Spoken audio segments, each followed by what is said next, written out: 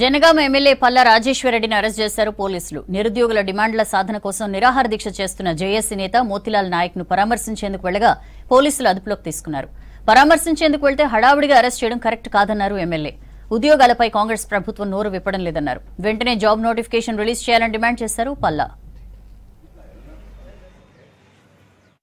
గాంధీ హాస్పిటల్లో చావు బతుకుల మధ్య ఉంటే పోయి కలుద్దాము పరామర్శిద్దామని చెప్పేసి అంటే అకారణంగా ఏమి చెప్పకుండా నేను నాతో పాటు ఉన్న అనేక మంది విద్యార్థి నాయకుల్ని మరియు విద్యార్థుల్ని నిరుద్యోగులందరినీ కూడా ఈ ప్రభుత్వం అరెస్ట్ చేసింది. ఎందుకు అరెస్ట్ చేస్తున్నారు? ఏమన్నా ఇబ్బందులు పెట్టినామా లేక నిరాహార దీక్ష ఇక్కడేమన్నా మిగతా చోట రోడ్డుకి ఇబ్బంది పెట్టినామా అంటే ఏమీ లేదు. నిరాహార దీక్ష చేస్తున్న విద్యార్థి నాయకుని పరామర్శించడం ఎట్లా తప్పైందో ఈ ప్రభుత్వానికే తెలియాలి.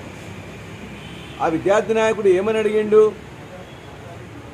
గతంలో కాంగ్రెస్ పార్టీ నాయకులు అనేకం చెప్పారు, ప్రభుత్వం రాగానే మేము ఖచ్చితంగా నిరుద్యోగుల యొక్క కోరిక తీర్చే విధంగా ఒక పట్టిక క్యాలెండర్ జాబ్ క్యాలెండర్ ఇస్తామన్నారు. దయచేసి ఇవ్వండి అని చెప్పేసి 6 నెలలుగా కోరుతున్నాడు. 7వ నెలలో నిరాహార దీక్ష చేస్తున్నాడు. అందులో ఖర్చుతో కూడుకున్నది కూడా కాదు. 2 లక్షల ఉద్యోగాలు ఇస్తామని చెప్పేసి రేవంత్ రెడ్డి, బట్టి విక్రమార్క